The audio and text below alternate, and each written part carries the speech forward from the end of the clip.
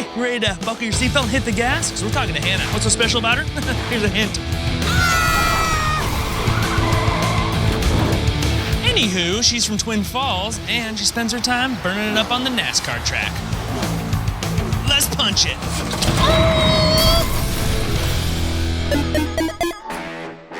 How did you find out what you were great at? I would like to say that I didn't really have a choice for the fact that I grew up in a racing family. So my dad did motocross and cars as well. And I came along being the oldest kid, and it was like 5 years old, here's a go-kart. So I just got really hooked, and we knew that I had something going on when I was 6 years old racing against 10 years old, and 10 years old racing against 15 and 16-year-olds. And high school is my peak of my career, as I like to say. So I was 14, 15 years old, and I almost won a national championship in stock cars. I broke 3 or 4 records in NASCAR world, so I was like, this is for me. And then there were my parents. They're like, you've got to have that backup plan. You've got to go to college. And I was like, no, I don't. I'm going to drive race cars forever. At the same time, it's a good idea to have a backup plan as something to use when you're reconsidering or reevaluating or exploring further what your first plan actually entails. And I need that backup plan. When bad things happen, and they always will, you're still going to be okay. Maybe your backup plan could be a part of what you're doing, if that makes sense. They're onto something, and so are Hannah's parents. Plans change, break, or just disappear like the last cookie in a cookie jar. Are you kidding me? More like no cookies. Stupid. Her mom had some more killer advice.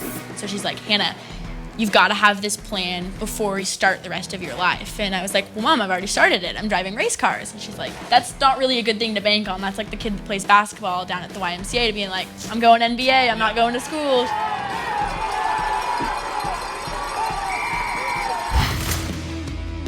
I really wasn't going to go to college, and my parents really pushed me to just go ahead and apply. And I got accepted to Boise State, and I was like, well, it's close to home. I can still drive race cars. My brother and I were talking about sponsorship with racing, and I was like, I'm not going to be able to race again if I don't get something put together.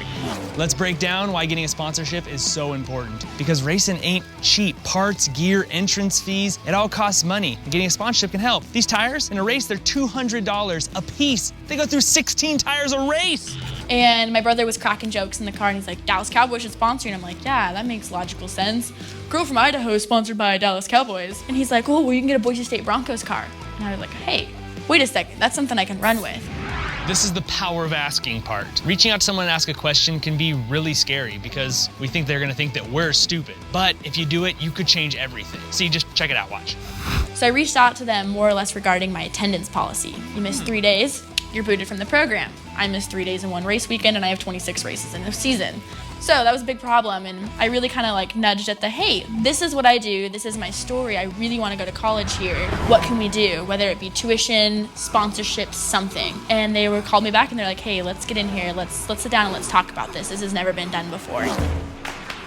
Going to college at Boise State, what is your major? So now I'm a communications major, and I'm in media and journalism with a certificate in public relations. And it's definitely found my niche. I just took public speaking, and these internships that I've gotten with K&N and Boise State University, they really just fit where I want to go as far as like another career. I mean, I'm, like I said, almost 20 years old, but I'll have my bachelor's in less than a year and a half.